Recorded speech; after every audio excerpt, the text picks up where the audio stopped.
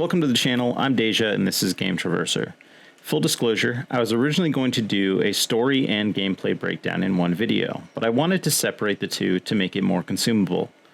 That being said, in this review of the newest Dominance trailer, we are going to break down all the story aspects of what is happening based on what we know so far. I'll be bouncing back and forth between information from the website, the Dominance trailer, as well as the Awakening trailer. Let's get right into it. The trailer opens with a little expository text. In a world ruled by tyranny and turmoil, there are those who would fight to take back control of their fate. This line of text to me reads as though it's possible to change your station or your lot in life. And not only is it possible, but there are people driven enough to fight for what they believe in.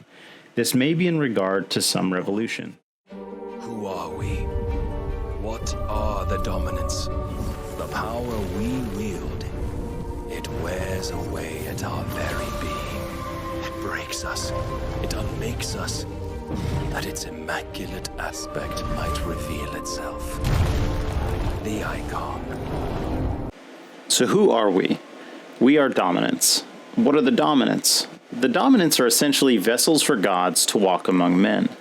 But the vessels cannot contain the divine energy that is concealed inside them.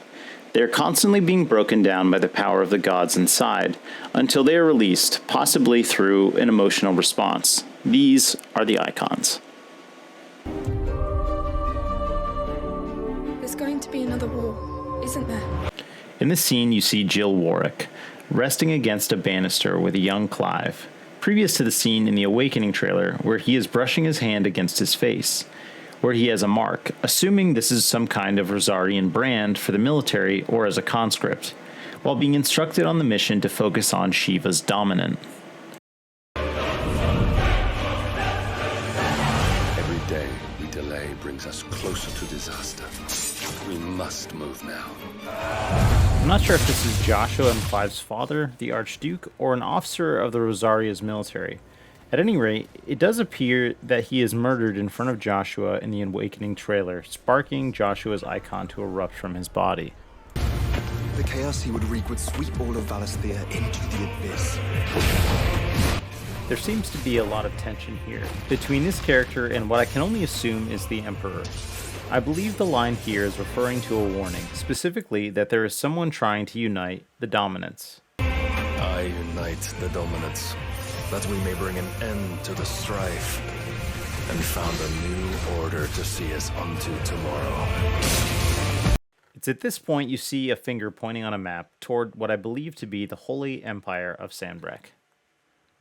At first I thought the previous voice might be Clive's, but after seeing the finger pointing to the map and reviewing the banner of the Dalmekian Republic from the 16 website, I believe this to be some sort of leader there. It doesn't sound like the same voice actor as the old man, but definitely sounds like a dominant.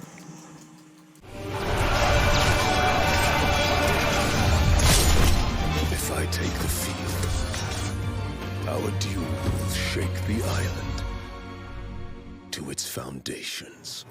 After hearing this warning from Hugo Kupka, the special advisor to Parliament, it's almost a certainty that it's the Dalmekians that are trying to unite the Dominants. In the Awakening trailer, you also witness what I can only presume is the dominant for Ramu in discord with Benedicta Harman, the dominant for Garuda. The line from Hugo Kupka, "If I take the field, our duel will shake the island to its foundations," seems to be a precursor to the battle between Titan and Ifrit, because immediately after, it transitions to a battle between Clive and Hugo Hard, or Hugh Go Hard.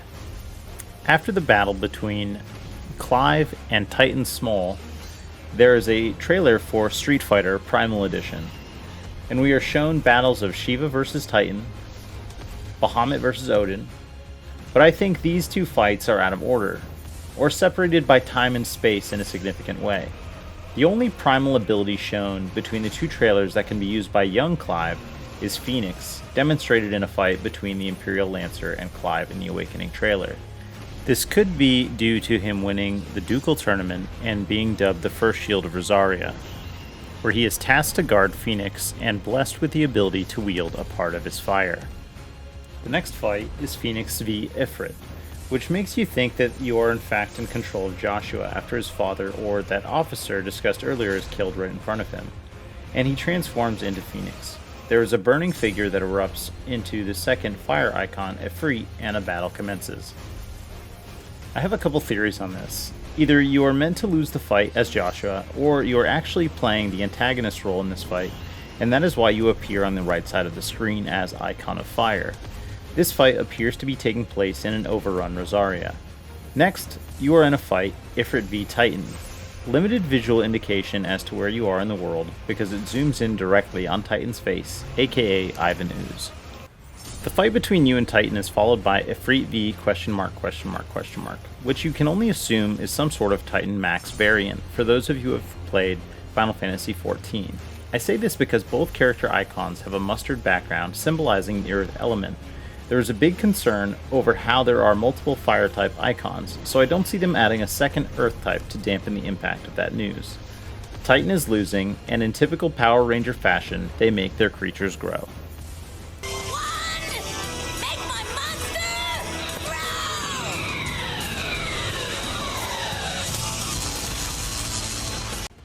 The next fight is a Genshin Impact Ultimate Burst rotation, starting with Ramuh and transitioning to Phoenix, while the enemy Liquid Flame is casting Diamond Dust. I think we can all see that that is Shiva, but her icon is not highlighted on the left side, which indicates you can hold 4 primals at once, or that this is an enemy character. The last fight of this Ifrit montage is against Garuda.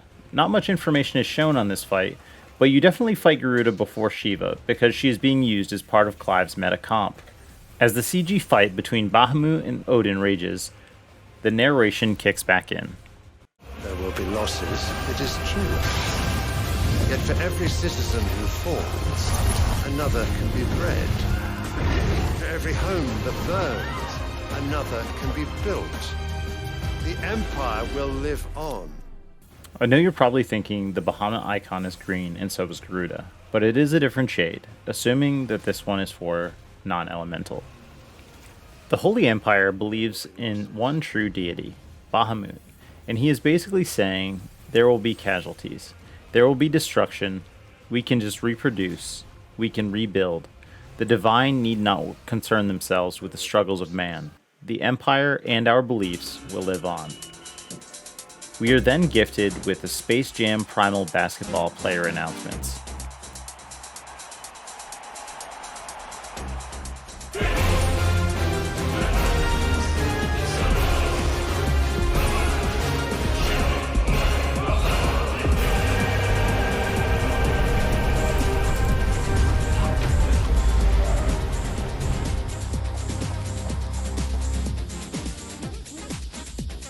Awaken, child of fate. Awaken, Ifrit.